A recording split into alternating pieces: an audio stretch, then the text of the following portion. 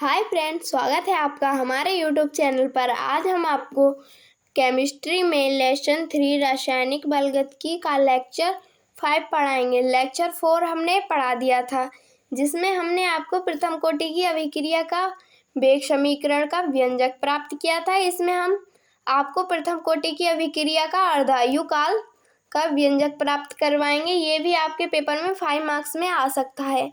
ये इजी है, ज़्यादा हार्ड नहीं है, ये बहुत ही ज़्यादा महत्वपूर्ण है। वेरी वेरी इम्पोर्टेंट है ये आपके लिए IMP।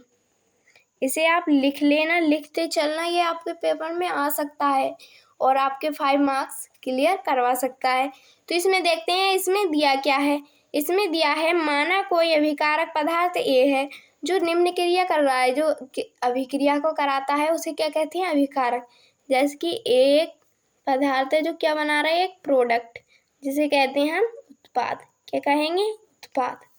जब इसमें प्रथम में सांद्रता देखते हैं, ये भी उसी की तरह है, बस थोड़ा सा चेंज है। इसमें देखते हैं प्रथम में सांद्रता। जब शुरुआत में हम सांद्रता देखेंगे तो 0 ही तो होगी।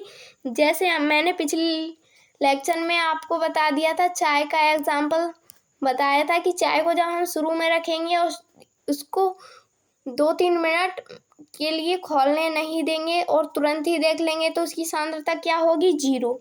A मोल लीटर क्या होगा? A मोल प्रति लीटर। A मोल प्रति लीटर क्या होगा? 0। उसकी सांद्रता क्या होगी? 0। जब हमें कुछ समय पश्चात, T समय पश्चात जब हम इसे कुछ समय पश्चात के लिए खोलने देंगे, जब उसका मीडियम स्टेट आएगा, जो बीच का लेवल होता है, जो ब्लैक ब्लैक सा पानी होता है, उसे हम कहते हैं मीडियम स्टेट। तो उसमें क्या आएगा?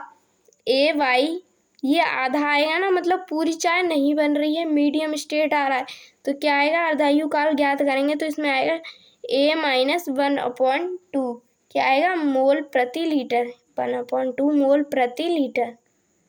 मोल प्रति लीटर। इसको हम ऐसे भी लिख सकते हैं, जब इसमें क्रिया कराएंगे, इसमें x नहीं मानकर हम मानते हैं A/2। क्या मानते हैं? A/2 मोल प्रति लीटर। ये आप लिख लेना, मोल प्रति लीटर। इसमें दिया है, इसको हम ऐसे भी लिख सकते हैं, बराबर A/2 ऐसे करके। इसमें दिया है प्रथम कोटि की अभिक्रिया के वेग समीकरण से। अब इसको अर्धायु काल निकालने के लिए हमें प्रथम कोटि की अभिक्रिया की वेग समीकरण की आवश्यकता होगी, जिसमें हमने पिछले लेक्चर में आपको बता दिया था। क्या थी इसकी वेग समीकरण? इसमें लिखते हैं प्रथम कोटि की अभिक्रिया के वेग समीकरण से। किससे? वेग समीकरण से करते हैं। क्या थी इसकी समीकरण? इसकी समीकरण थी K बराबर 2.303 अपॉन क्या था? T। 303 अपॉन क्या था? T। से आप लिखते चलना। अगर आप अभी से नोट्स बनाते चलोगे तो आपके ये पेपर के लिए बहुत ही ज़्यादा महत्वपूर्ण रहेंगे। तो यहाँ पर क्या था? 2.303 अपॉन T log 10 का मान कितना था? A/A-X।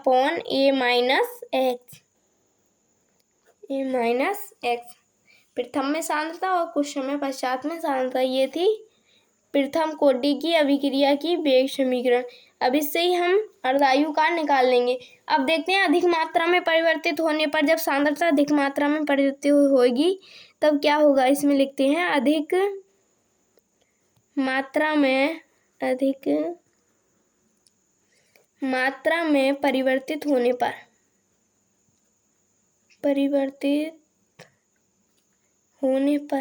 क्या आएगा? होने पर। जब अधिक में होगा तो क्या होगा? T बराबर T हाफ। इसमें अर्धायु काल चल रहा है तो इसमें हाफ ही तो आएगा। T बराबर 1/2। ये क्या है? अर्धायु काल। इसमें लिख लेते हैं ना हम, अर्धायु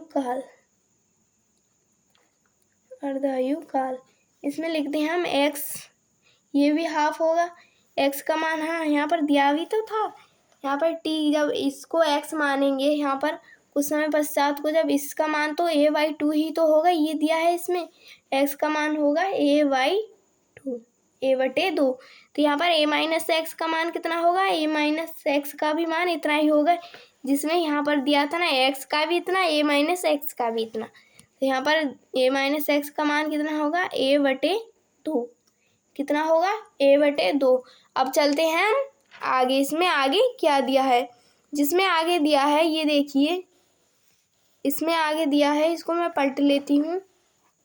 इसमें दिया है आगे k का मान जब हम समीकरण में रखेंगे तो क्या होगा, यहाँ पर देखते हैं। यहाँ पर मैंने आपको बता दिया था प्रथम कोटि की अभिक्रिया की भी एक समीकरण से ही होगा, जब इसमें हम इसके अर्धायु काल के मान रखेंगे तो क्या होगा।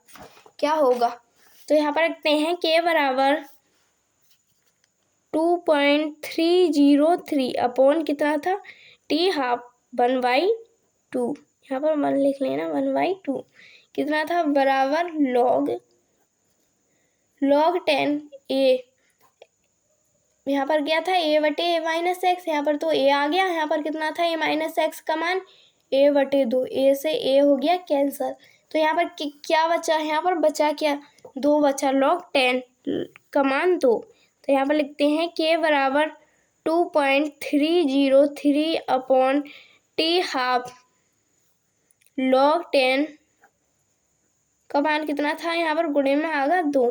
तो यहाँ पर log 10 2 का मान कितना है, तो यहाँ पर लिखते हैं k बराबर 2.303 1/2 हाफ, t हाफ हो गया log 10। यहाँ पर लिखते हैं 2 का मान कितना है, ये गुणे में ही तो आएगा। मैंने आपको log के मान 10 तक शायद बता दिए थे, आप मेरी शॉर्ट में जाकर देखना, शॉर्ट वीडियोस में, उसमें मैंने आपको log के मान सारे बताए हैं 1 से लेकर 10 तक, जिसमें कि log 2 का मान है 0.3010 0.3010, ये है इसका log 2 का मान। जब हम इसकी इससे गुणा करेंगे तो कितना आएगा, जब हम इसकी इससे गुणा करेंगे तो k बराबर 0.693, कुछ लगभग इतना ही आएगा, आप इसको कर लेना कैलकुलेट। तो इसका मान इतना आएगा अपॉन कितना आ गया, t हाफ, ये हो गया इसका व्यंजक प्राप्त। ये आपके पेपर में आ सकता है 100%, अगर ये नहीं आया तो इससे रिलेटेड न्यूमेरिकल आएंगे, आप इसको हल्के में मत लेना, ये आपकी 5 मार्क्स क्लियर करवा कर ही जाएगा। तो इसका मान आ गया ये। तो इसमें नीचे दिया है उपरोक्त समीकरण में प्रारंभिक सांद्रता का पद, जो शुरू में सांद्रता होती है उसका पद नहीं होता है, अतः स्पष्ट है कि प्रथम कोटि की अभिक्रिया में आधा सांद्रण समाप्त होने में लगा समय अभिकारक के सांद्रण में निर्भर नहीं करता, जो अभिकारक का सांद्रण होता है उस पर निर्भर नहीं करता है। तो उम्मीद है आपको ये वाला टॉपिक समझ में आ गया होगा, वैसे ज़्यादा हार्ड नहीं है ये। प्रथम कोटि की अभिक्रिया और प्रथम कोटि की अभिक्रिया का अर्धायु काल, ये आपके पेपर के लिए बहुत ही ज़्यादा महत्वपूर्ण है। अगर इनसे रिलेटेड न्यूमेरिकल तो आ ही सकते हैं, अगर न्यूमेरिकल नहीं आए तो ये व्यंजक आपके पेपर में 5 मार्क्स के जरूर आते हैं, इसे आप लिखते चलना। तो इसमें ये वाला, उम्मीद है आपको ये सब कुछ समझ में आ गया होगा। अगर समझ में आ गया हो तो हमारे चैनल को लाइक और सब्सक्राइब जरूर कर देना। Thank you.